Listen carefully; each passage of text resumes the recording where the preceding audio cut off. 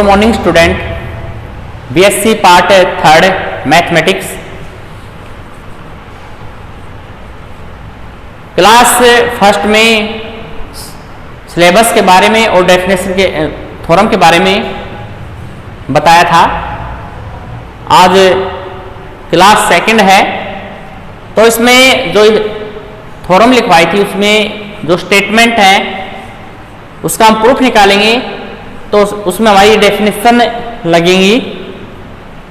Definition क्या है? Cauchy प्रमेय, यदि संवर्त कंटूर C के अंदर तथा ऊपर fz एक विश्लेषिक फलन होता है तब C fz dz equal to 0 होता है। तो ये हमने एक कॉची जैसे संवर्त कंटूर बनाया है। इस संवर्त कंटूर C के अंदर क्या है? fz है। जब हमें इसका इंटीग्रेशन करते हैं तो C fz dz equal to 0 के बराबर होगा। तो ये fz एक विश्लेषिक फलन है संवर्त कंटूर के अंदर तथा ऊपर। नोट में क्या है? यदि fz एक विश्लेषिक फलन C तथा R के परिबद्ध वलिका में संवर्त है तो C integration C fz dz equal to integration R fz dz। तो ये हमने भाई संवर्त कंटूर C लिया,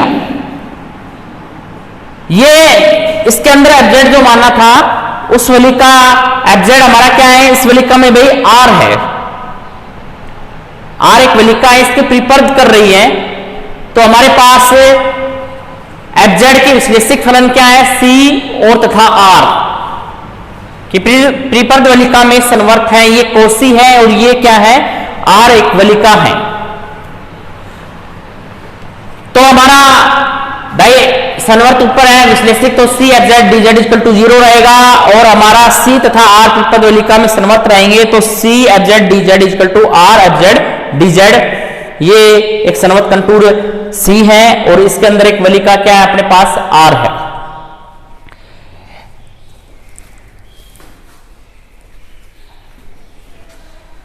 अब लिखेंगे इसी में, यदि समीकरण, जैसे कि हमने समीकरण बना लेंगे अपने पास, यदि समीकरण में वर्त के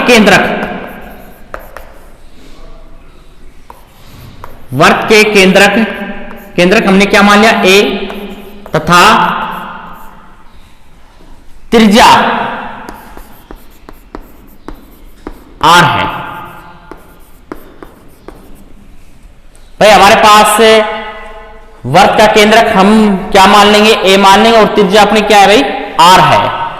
तो जैसे कि इसके अंदर fz एक विश्लेषिक फलन था तो ये C है और भाई यहां हमने एक वर्त बनाया, जैसे कि वर्त है ये अपने पास, इसके अंदर इस वर्त के अंदर भाई वलिका अपनी क्या है भाई? यहां जैसे कि R लिया भाई, R वलिका है, इसका केंद्रक हमने z इक्वल टू क्या ले लिया भाई? A ले लिया और इसकी रेडियस हमारी क्या है? स्मॉल r है। तो मैंने क्या लिखा है? यदि समीकरण में वर्त के केंद्रक A मान लिया और ये अपने पास भाई केंद्रक A हो गया और त्रिज्या क्या हो गई भाई? R हो गई। ये एक संवर्त कंटूर जैसे कि C है। तो बेटा हम इसको किस तरीके से लिखेंगे भाई?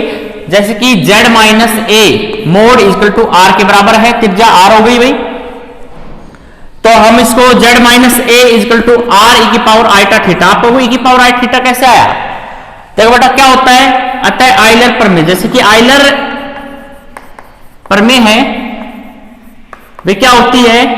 e की power i theta equal to क्या होता है? Cos theta plus iota sine theta. जब इसको मोड में करते हैं, जैसे मोड लिया अपने पास, तो यहां cos square theta plus sine square theta, ये आपको पता है किसके बराबर होता है भाई? 1 के बराबर होता है। तो R जैसे कि डॉट 1 क्या होगा? e की पावर आइटा थीटा, तो R e की पावर आई थीटा हो गई। आल्सो इसकी लिमिट क्या होगा भाई? 0 theta less than equal to 2 pi. तो भाई R की वैल्यू देयरफॉर आर की वैल्यू, ये याद रखना, आर की वैल्यू 0 या 0 के करीब होनी चाहिए, करीब है।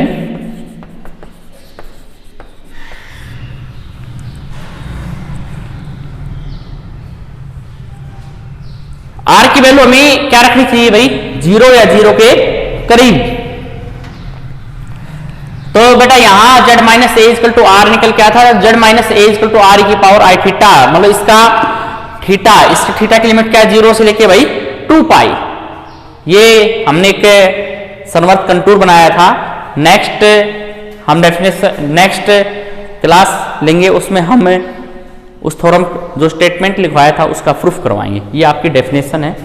Thank you.